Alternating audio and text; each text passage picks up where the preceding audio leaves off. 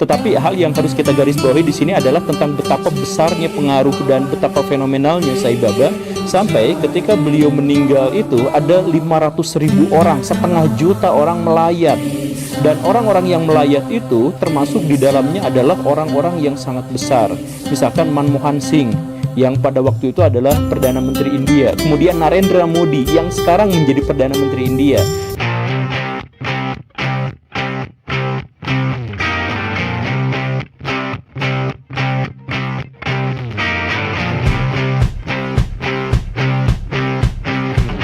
Meboye bukanlah kesalahan.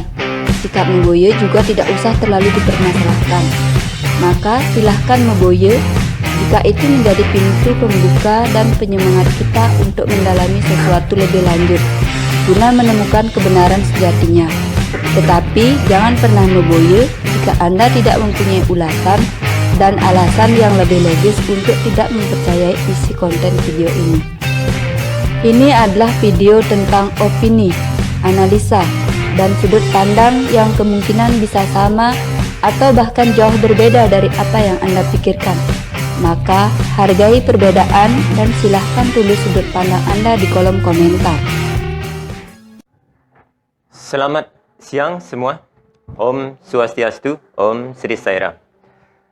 Salah satu dari beberapa macam alasan yang kemudian dituduhkan dan ditudingkan kepada kelompok Sai Study Group atau Bhagawan Sri Satya Sai Baba ini oleh beberapa orang yang memang menjadi pembenci, hater, atau karena kesalahpahaman saja, tidak benar-benar mengetahui apa dan bagaimana itu pesan dan ajaran Bhagawan Sri Satya Sai Baba, tetapi karena sudah tergiring opini, karena memang ada statement dari pejabat yang mengatakan bahwasanya kelompok Sai Study Group ini termasuk di dalamnya sebagai bagian dari sampradaya non-dresta yang keberadaannya bisa menjadi ancaman atau dianggap ancaman bagi pelestarian budaya Hindu di Bali khususnya. Walaupun dalam video-video sebelumnya sudah saya coba gambarkan, paparkan beberapa pesan dan ajaran beliau, berbagai macam bidang kegiatan yang dilakoni oleh kelompok Sai Baba ini yang sama sekali rekam jejaknya, track record dari sejak kedatangannya di bumi Nusantara ini di Indonesia, tidak ada yang mencoreng atau berusaha untuk merecoki tradisi dan kebudayaan leluhur yang ada di Nusantara. Mereka yang belum benar-benar memahami mana sampradaya dan mana kelompok spiritual itu sudah terlanjur menstigma, mengeneralisir semua kelompok yang bernuansakan India itu sebagai sesuatu yang sama dan serupa. Walaupun kenyataannya jauh dari apa yang mereka bayangkan. Bahwasanya sampradaya ya sampradaya, kelompok studi spiritual ya kelompok studi spiritual, ataupun berbagai keyakinan lain yang juga memiliki guru dari India dan juga coraknya masih bernuansakan India. Bukan berarti bahwa mereka seperti beberapa oknum yang memang terlalu eksklusif menampilkan dirinya sehingga ini menjadi seperti bom waktu, karena mereka juga pernah dan telah dialami oleh beberapa orang tentang pelecehan, perendahan agama dan keyakinan agama Hindu di Bali khususnya, yang cukup menimbulkan ketersinggungan, dan kita tahu itu menjadi bom waktu yang saat ini sudah meledak demikian sehingga yang lain juga kena kecipratannya seperti kelompok Sai Baba ini. Nah, kita akan coba lihat dari beberapa macam tuduhan yang juga dialamatkan, ditujukan kepada kelompok Sai Baba ini, yang juga sudah saya coba berikan penjelasan dan sanggahannya di video-video sebelumnya. Kita coba lagi sekarang melihat salah satu dari beberapa alasan yang kemudian menjadi perlebaran. Dalam artian begini, dulu waktu pertama kali kelompok Sai Baba ini dimasukkan atau dipersamakan dengan kelompok sampradaya yang dikatakan non-dresta Bali atau bisa merusak tatanan tradisi yang ada di Bali, itu dikarenakan kelompok Sai Baba itu dipersamakan dengan kelompok yang mengurusi ritual keagamaan, tentang pencetakan sulingih massal, tentang upacara yang memang menjadi digadang-gadang sebagai penyederhanaan dari beberapa Banten tanpa menghilangkan esensi atau makna dari pesan mendalam yang terkandung dalam simbol-simbol bebantenan tersebut.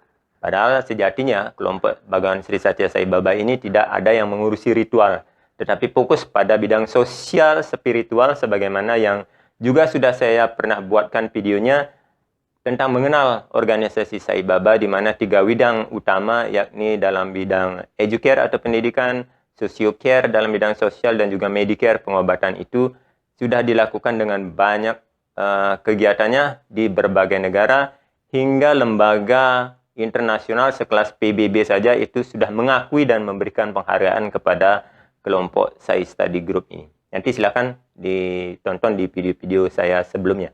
Nah, sekarang kita coba untuk memberikan penjelasan atau sanggahan dari satu statement yang pernah ditulis oleh seorang hater Sai Baba, itu yang mengatakan bahwasanya kelompok ini adalah organisasi yang lintas agama, kemudian diperlebar lagi dengan bukti yang menurut ia sangat kuat sekali, yaitu dari 108 nama bagawan yang dijadikan salah satu dari banyaknya tembang-tembang pujian kepada sosok Bhagawan Sri Satya Sai Baba. Yakni di 108 nama Sai itu, di nomor ke-32 ada yang berbunyi Om Sri Sai Dwarakamayi Wasini Namaha. Hormat kepada Bhagawan Sri Satya Sai Baba dalam wujudnya sebagai Sirdi Sai yang menempati sebuah masjid di daerah Dwaraka. Kira-kira itu artinya ya. Nah, ini dipakai sebagai senjata untuk menyerang. Karena menurut dia, nah ini buktinya. Dalam salah satu mantra dari 108 tersebut, ini disebutkan bahwasanya pengikut Sai Baba itu memuja seorang fakir yang beragama Islam. Nah, kira-kira demikian ya. Nah, apakah ini benar?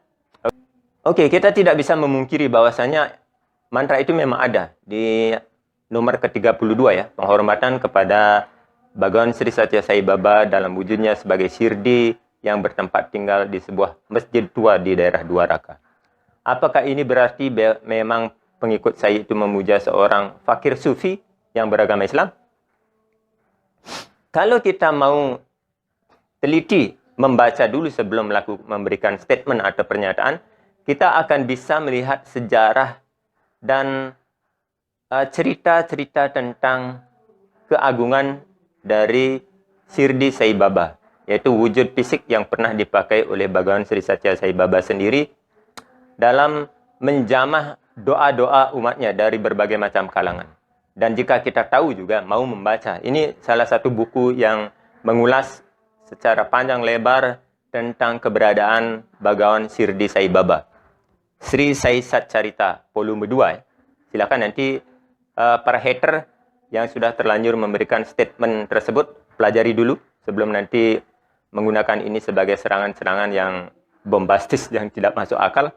Karena dalam buku ini dijelaskan secara pasti, secara lebih mendetail siapa itu Sri Sirdi Sai Baba yang dipuja oleh agama Islam dan juga agama Hindu di daerah Dwaraka ya, sebagaimana misi yang beliau bawa pada saat kelahirannya sebagai Sirdi Sai, yaitu untuk menyatukan kembali, untuk mempersempit jurang perbedaan pertikaian yang terjadi antara kelompok Hindu dan kelompok Islam di daerah Dwaraka pada khususnya.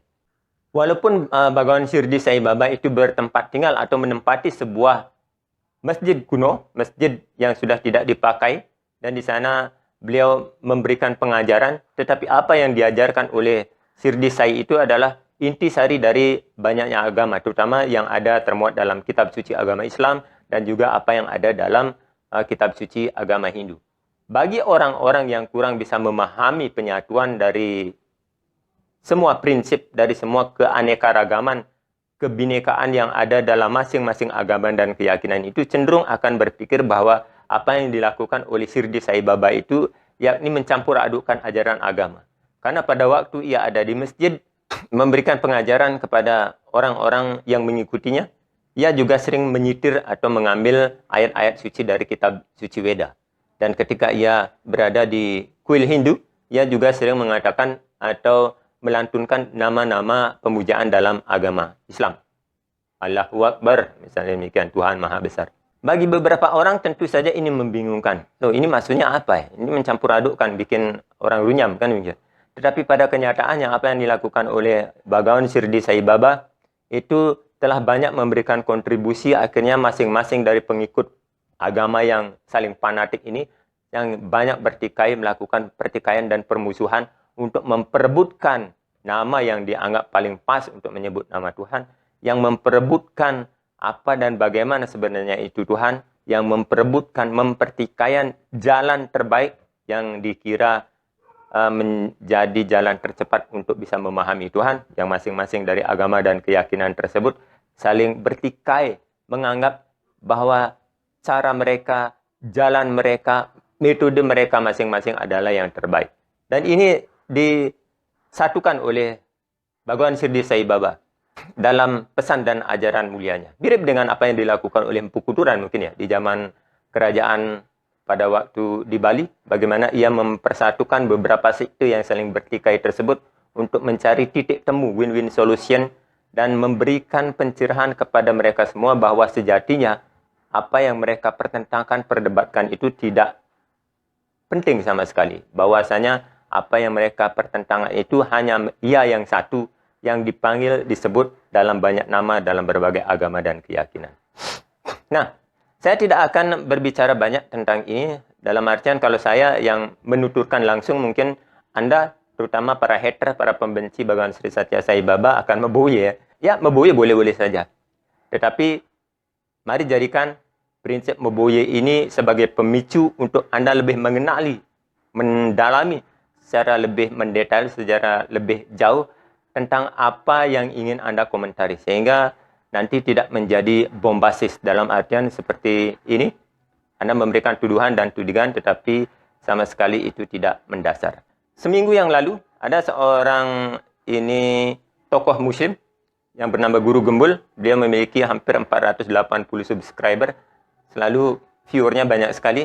Memiliki nama yang cukup terkenal juga di dunia konten kreator. Ini sempat diundang oleh Deddy Corbuzier untuk melakukan podcast ya, di podcast Deddy Corbuzier itu, dan menyoal beberapa hal yang juga ngutip tentang Bhagawan Sri Satya Sai Baba. Tapi sebelumnya, sebelum ia diundang dalam podcast Deddy Corbuzier itu, ia memang sudah pernah membahas tentang peran dan kedudukan dari Bhagawan Sri Satya Sai Baba ini yang benar-benar menjadi tokoh fenomenal dan kontroversial yang banyak orang yang belum benar-benar mengerti pesan dan ajarannya tetapi sudah ikut-ikutan tergiring opini menstigma beliau sebagai seorang yang kurang baik. Di buku yang berjudul Dajjal Sudah Muncul dari Kurasan, itu ditulis oleh seorang muslim, itu bahkan menjadi the bestseller. Dibuatkan akun-akun YouTube-nya mengilustrasikan bahwa Bhagawan Sri Satya Sai Baba itu menjadi salah satu dari sekian Dajjal atau nabi palsu yang akan datang di zaman ini. Demikian pula cerita tentang kematian Bhagawan Sri Satya Sai Baba oleh seorang pandita mantan dukun yang kini menjadi pendeta itu menjadi viral dan diekspos sedemikian rupa. Jadi untuk itu, karena kebetulan Guru Gembul ini sempat membahas tentang Bhagawan Sri Satya Sai Baba, mari kita lihat dan dengar bersama bagaimana Guru Gembul menuturkan hal ini untuk bisa kita simak bersama-sama. Dan jika ini juga kurang memuaskan, nanti silakan boleh dipinjam atau cari buku yang berjudul Sri Sai Carita di internet. Itu mungkin Anda bisa ketemu e-booknya, atau kalau memang tidak ada karena ini sudah limited lama sekali, Anda boleh pinjam ke saya, tapi jangan dibawa pulang ya, cukup dibaca di sini saja karena ini salah satu warisan saya, yang hanya buku-buku yang menjadi warisan saya.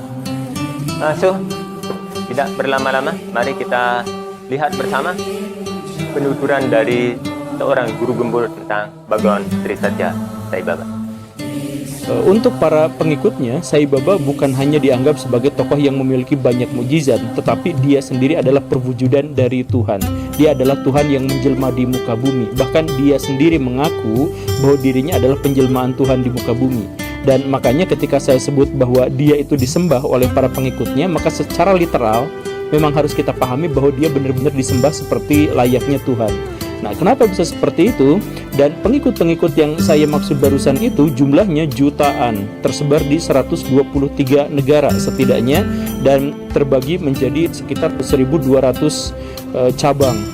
Dan dari jumlah orang yang sebanyak itu, yang awam ada, tetapi para pembesar-pembesar juga banyak. Kalangan spiritualis banyak yang memuja dia, politisi, kalangan militer, artis, bahkan Perdana Menteri India dari sejak dia ada sampai zaman sekarang Narendra Modi itu semuanya adalah pemuja, penyembah Sai Baba. 28 September tahun 1838 sepasang spiritualis India pemuja Shiva itu menyimpan anaknya yang baru dilahirkan itu di tengah hutan dan kemudian meninggalkannya. Apa yang mereka pikirkan pada waktu itu adalah karena mereka mengira bahwa mereka diperintah oleh Dewa Shiva untuk melakukan hal yang seperti itu. Dan memang dalam tanda kutip ajaibnya si anak itu bertahan cukup lama di hutan sampai akhirnya dia ditemukan oleh seorang sufi muslim bernama Fakir. Dia kemudian dibesarkan di sebuah desa dan kemudian ketika dia semakin lama semakin besar, dia menunjukkan perilaku-perilaku yang secara sosial menyimpang. Dalam artian dia datang ke kuil Hindu kemudian dia teriak-teriak Allahu Akbar, asyhadu alla ilaha illallah wa asyhadu anna Muhammad Rasulullah dan sebagainya. Tetapi ketika dia pulang ke masjid, rumahnya di dekat masjid, di masjid itu dia katakan, dia ceramah bahwa Sri Rama itu adalah Tuhan, Krishna itu adalah Tuhan, Shiva itu adalah Tuhan, dan semuanya adalah esa, semuanya adalah satu. Kita aja yang mengatakan bahwa mereka itu berbeda-beda, padahal hanya bahasa saja. Esensinya mereka itu tunggal.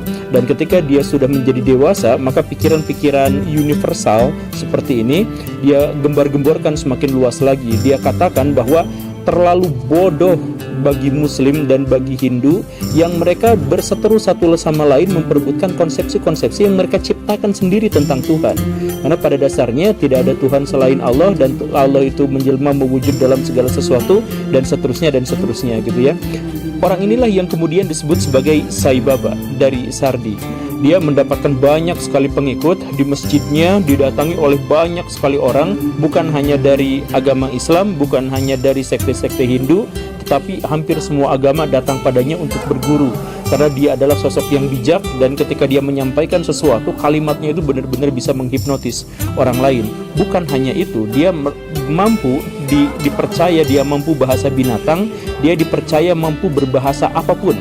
Jadi umat datang dari daerah manapun, dari negara manapun, ketika ngobrol sama dia, dia bisa bercakap dengan bahasa asli orang yang dimaksud itu, menguasai banyak sekali bahasa, dan dia bisa mengobati orang-orang sakit, kemudian dia bisa mendatangkan hujan, menghentikan wabah kolera pada waktu itu di desanya, dan banyak sekali keajaiban-keajaiban yang dia sampaikan dan dia pertunjukkan kepada orang-orang, sehingga pengikutnya semakin lama menjadi semakin banyak dan makin banyak ide-ide gagasan universalismenya itu yang kemudian tersebar pada masyarakat India.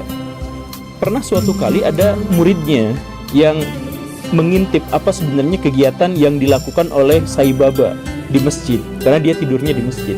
Nah, pas lagi ngintip itu ternyata Sai Baba sedang duduk dan sedang berbincang dengan seseorang yang di depannya tidak ada, dan dia berbicara seperti menjawab sebuah pertanyaan, dan setiap pertanyaan jawabannya itu berbeda-beda bahasanya. Jadi nggak tahu ada apa, tiba-tiba dia menjawab sebenarnya ini adalah begini dan begitu, kemudian dia menjelaskan dengan satu bahasa tertentu, kemudian dia menjawab pertanyaan lain dengan bahasa yang lain dan sebagainya. Pagi harinya muridnya yang penasaran itu kemudian bertanya. Pertama dia minta maaf karena telah menguping, dan yang kedua adalah dia bertanya itu sebenarnya menjawab pertanyaan siapa. Kemudian Sai Baba dengan yakin mengatakan pada waktu itu, hambaku yang berdoa padaku malam itu bukan hanya kamu saja, tapi ada di seluruh dunia, dan saya harus menjawab mereka semua. Jadi Sai Baba sejak saat itu sudah mendeklarasikan bahwa dirinya adalah Tuhan. Makanya dia sebut hamba-hambaku bukan cuman kamu yang berdoa padaku dan sebagainya. Dalam istilah sufistik ini disebutnya syatahat gitu ya.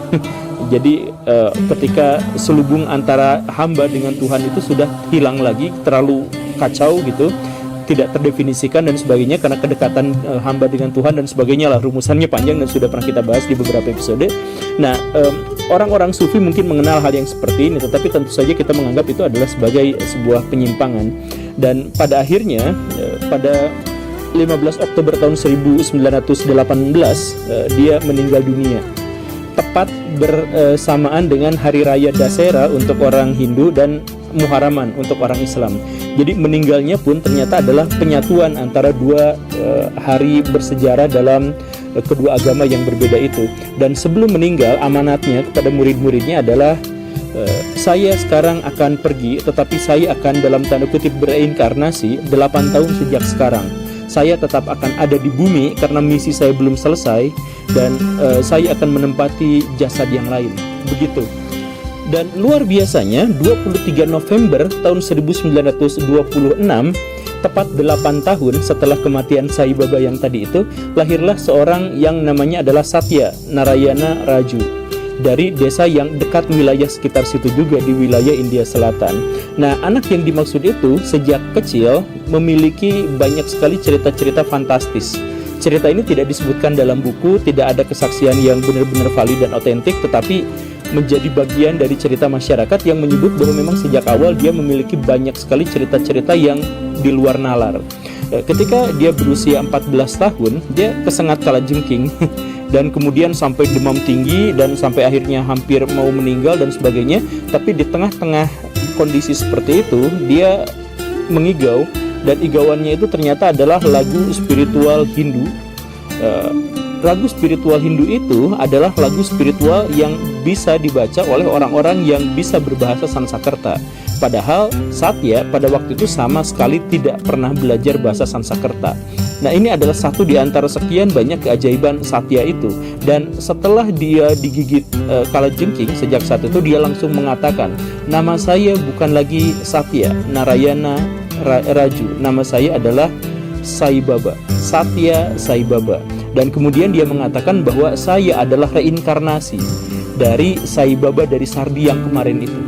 Jadi ada Sai Baba yang pertama yang saya ceritakan tadi itu dan sudah meninggal.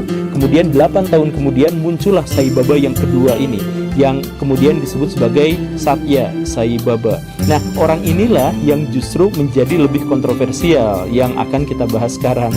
Jadi apakah ini narasi awalnya terlalu panjang? Tapi memang seperti inilah kondisinya. Karena sama seperti Sai Baba yang pertama, dia itu adalah orang yang dianggap atau dipercaya menguasai banyak sekali bahasa, bahkan bahasa hewan. Kemudian keajaiban-keajaiban yang dimiliki oleh Sai Baba pertama, dia juga menguasainya. Dia yang paling terkenal itu adalah memunculkan sesuatu dari kehampaan. Jadi kosong nih tangan, nah kosong, tidak ada apa-apa, nah tidak ada apa-apa, kosong. Ini juga dilepas. Tiba-tiba cering ada emas gitu, tiba-tiba sering ada liontin dan lain sebagainya. Itu adalah kesaktian yang paling sering dia demonstrasikan kepada orang lain. Tetapi seringkali dia juga dikenal sebagai orang yang bisa menghentikan hujan, mendatangkan hujan.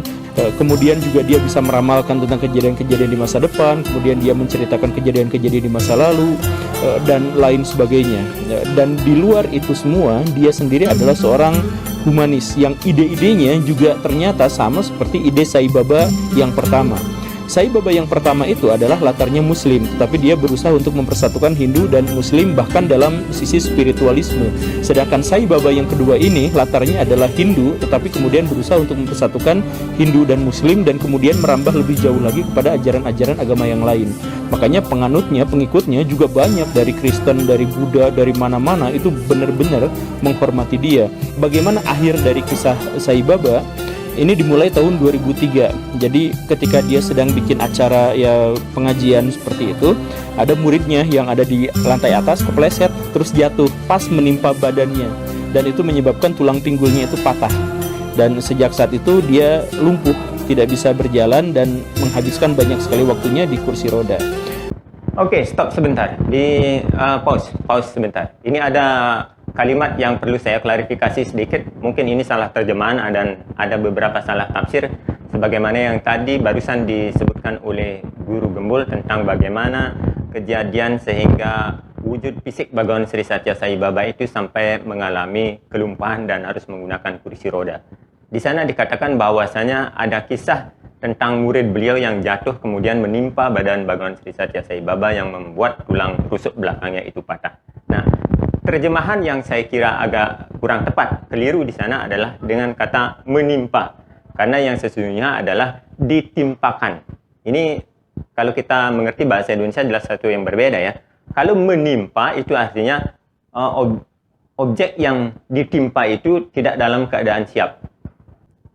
Tetapi kalau ditimpakan artinya objek yang akan menerima itu tersebut sudah dalam keadaan siap. Biasanya ada sakit yang ditimpakan, diambil alih, dialihkan kepadanya. Nah, ini cerita-cerita ini banyak terjadi dalam kesaksian Sai Bhakta dan juga buku yang berjudul Satyam Siwam Sundaram, beberapa buku-buku yang mengulas tentang keajaiban Bhagawan Sri Satya Sai Baba, di mana beberapa efek karma perbuatan masa lalu yang seharusnya menimpa seseorang tersebut, pemujanya tersebut, kemudian karena kasih sayang keilahian Bhagawan Sri Satya Sai Baba, dia mengambil alih, tetapi tidak semuanya tentu, meringankan beban penderitaan, meringankan beban karma yang seharusnya diperoleh oleh seorang bhakta tersebut, tetapi kemudian dialihkan kepada badan beliau, misalkan sakit, itu sudah seringkali nanti di video berjudul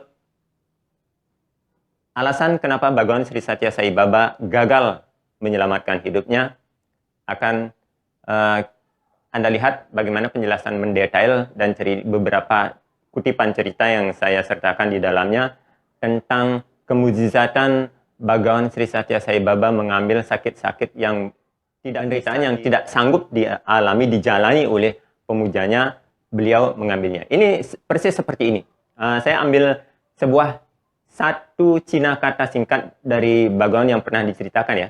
Diceritakan dalam satu waktu itu Dewa Siwa dan Dewi Parwati saktinya itu sedang jalan-jalan di angkasa ketika beliau melihat ada seseorang yang sedang naik pohon itu di sebuah ranting yang hampir patah. Nah, pada waktu itu Ibu Ilahi kita, Dewa Siwa dan Parwati itu ketika melihatnya dia berkata, waduh, kita harus menolongnya, kasihan dia akan jatuh. Lalu Dewa Siwa berkata begini, oke, begini. Kalau orang tersebut ketika jatuh nanti, dia menyebut ama artinya ibu, maka engkau yang harus menolongnya. Tapi kalau dia pada waktu jatuh mengatakan apa, artinya apa, ayah, papa, ayah, bapak, itu nanti aku sendiri yang turun tangan untuk menyelamatkannya. Dan demikian, oke, deal. Akhirnya beliau melihat dari atas, dan ketika seseorang tersebut benar-benar jatuh karena dahannya sudah ranting, apa yang diteriakannya adalah kata anjing. Nah, maka Ibu Parwati dan Dewa Siwa tidak ada yang tergerak.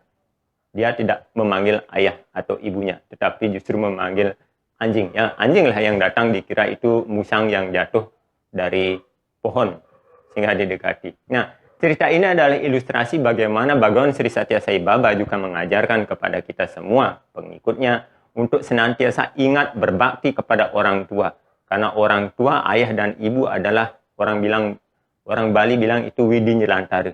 Tuhan sekala, Tuhan yang telah mewujudkan dirinya secara langsung dan bisa kita kontak, Tuhan yang paling dekat dengan kita untuk kita ajak bercengkrama, untuk kita mengadu keluh kesah, dan ia yang menjadi, kalau beberapa orang bilang itu adalah ibu, terutama adalah bidadari tak bersayap, angel without wings, kan? Karena dia memberikan perlindungan, memberikan kasih sayangnya kepada Tuhan, walaupun Tuhan adalah memiliki kasih sayang dari beribu-ribu ibu di dunia.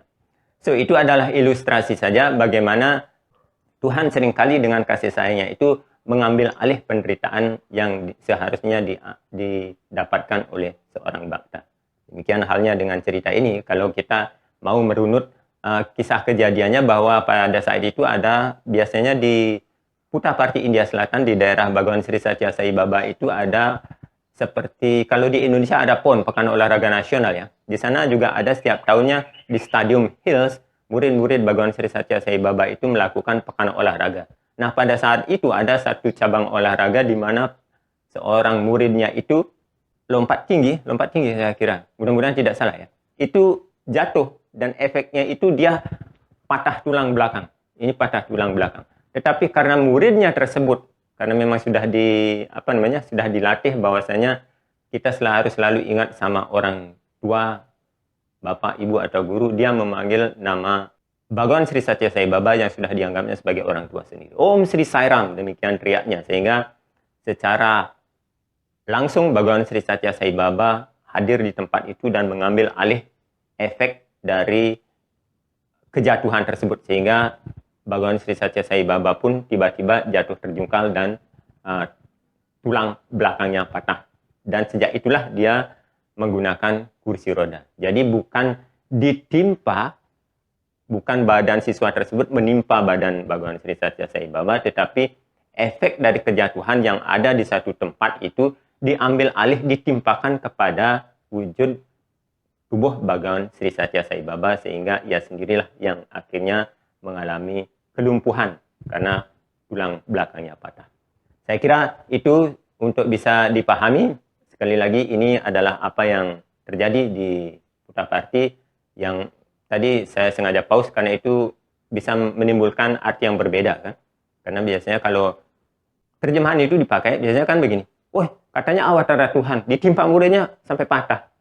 Terus di mana kemahakuasaannya? Biasanya begitu, apalagi orang-orang yang belum bisa membedakan dengan jelas mana dehi dan mana deha, mana ruh dan mana badannya, mana badan, mana ia yang menghuni badan.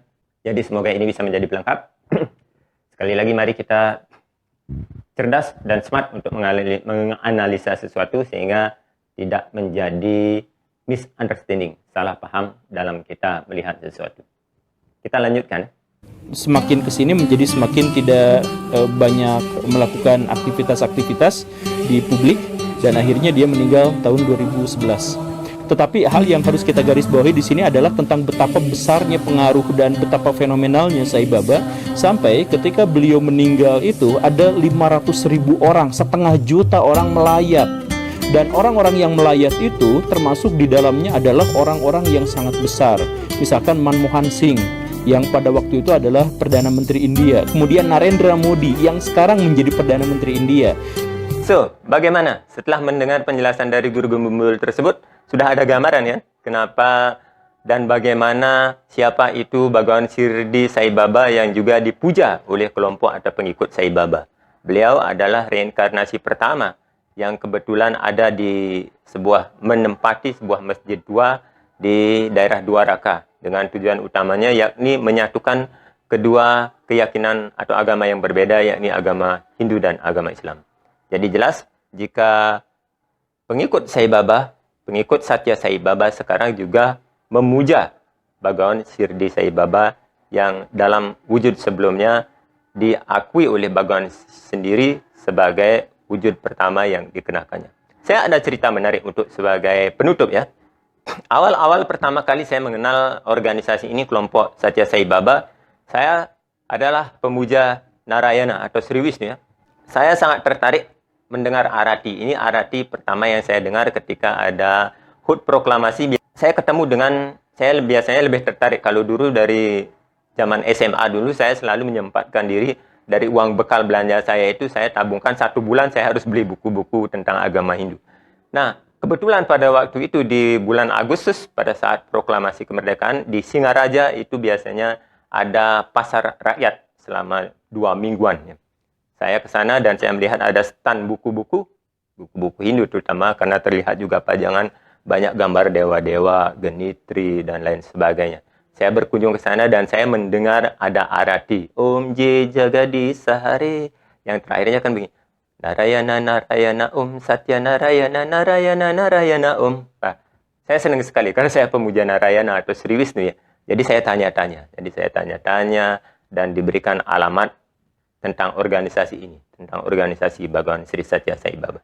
Dan saya ke sana. Pada waktu itu saya banyak protesnya. Karena baru-baru pertama kali saya ribut sekali, saya tidak tahu aturan mainnya di sana. Di sana dipisahkan, kelompok wanita duduk di sebelah kiri, kelompok laki-laki di sebelah kanan. Saya melihat Dewa Siwa, besar sekali patung Dewa Siwa di depan, di altar itu dipuja. Saya tanya sama yang duduk di sebelah, kok Dewa Siwa dipuja? Kalau dia awatara kan harusnya Sri Wisnu, karena dalam pemahaman kita yang jadi awatara itu kan Sri Wisnu saja dari sekian banyak awatara yang sudah muncul dan diperkenalkan kepada kita dari sejak SD dari Dasalila awatara tersebut, dari Matsya, Kurma, Waraha dan lain-lain hingga Ramakrishna dan Buddha hingga Kalki di kemudian harinya. Banyak protes saya. Tetapi entah kenapa saya menikmati ada kedamaian vibrasi yang tidak biasa yang saya rasakan di tempat tersebut. Pokoknya nyaman saja, nyaman mendengar tersebut. Malam harinya itu saya bermimpi tentang seorang tua ketika saya sedang bermain-main. Saya didatangi oleh seorang tua yang memakai sorban putih, kepalanya diikat. Saya ingat sekali itu beliau memakai bahasa Indonesia juga, saya mengerti. Padahal saya tidak tahu itu siapa orang tua itu, saya tak tahu. Dia mengajak saya ke suatu tempat dan mengajak saya di suatu tempat di mana ada orang-orang sedang bernyanyi. Saya tidak tahu nyanyiannya apa, tetapi itu didahului oleh Gayatri Mantra. Om Bhurvuvaswaha Tatsaviturvarenyam Bargo Devasya Dimahi Diyo Yuna Prachodayat, dan itu diulang-ulang beberapa kali. Saya di dalam mimpi itu saya benar-benar tertegun. Saya merasa sebuah kedamaian vibrasi yang sangat mengasihkan sekali, sangat membahagiakan sekali. Saya duduk berkumpul bersama orang-orang yang saya tidak kenal sama sekali, dan juga orang tua itu saya tidak kenal. Dan saya terbangun. Saya terbangun memikirkan mimpi itu siapa itu. Yang pada akhirnya setelah hari-hari berlalu, saya akhirnya ketemu dengan gambar dari orang tua tersebut. Gambar yang mana ya, di sini ada kayaknya. Ya, ini. Gambar seorang fakir tua yang memakai sorban putih, mirip seperti itu. Dan saya akhirnya tahu bahwa beliau adalah Bhagawan Sirdi Sai Baba yang memanggil saya untuk ikut dalam acara kebaktian atau melantunkan nama-nama suci Tuhan guna memurnikan, lebih memperhalus jiwa kita, hati kita agar tidak keras. Karena pada waktu itu saya, bahkan mungkin masih sampai sekarang masih keras dengan ego, ahamkara dan mamakara. Tetapi ketika mengikuti pesan dan ajaran beliau, dan beliau menuntun lagi, beliau tiba-tiba saya ikut lomba, mendapat juara, dan hadiahnya adalah buku ini, Sri Sai Sat Carita 2.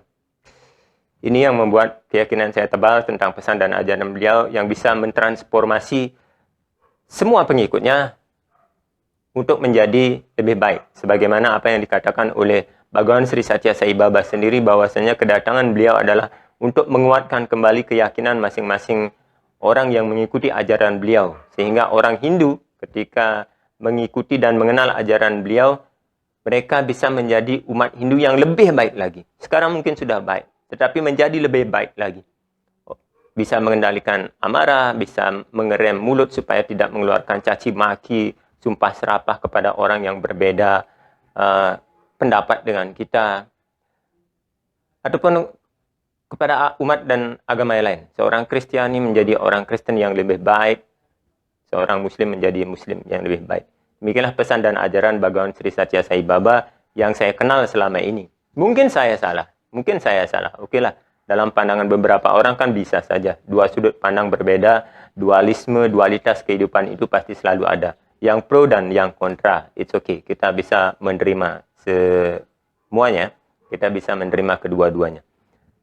Apa yang saya sampaikan pada hari ini bukanlah untuk mengatakan, oh ini kebenarannya. Tidak, silakan Anda memegang sisi pembenaran Anda sendiri.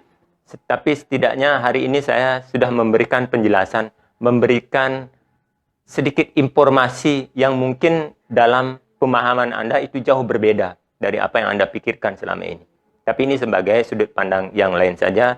Tetapi pada akhirnya itu akan kembali kepada diri kita masing-masing. You won't believe or not, Anda mau percaya atau tidak, itu terserah dari kita masing-masing.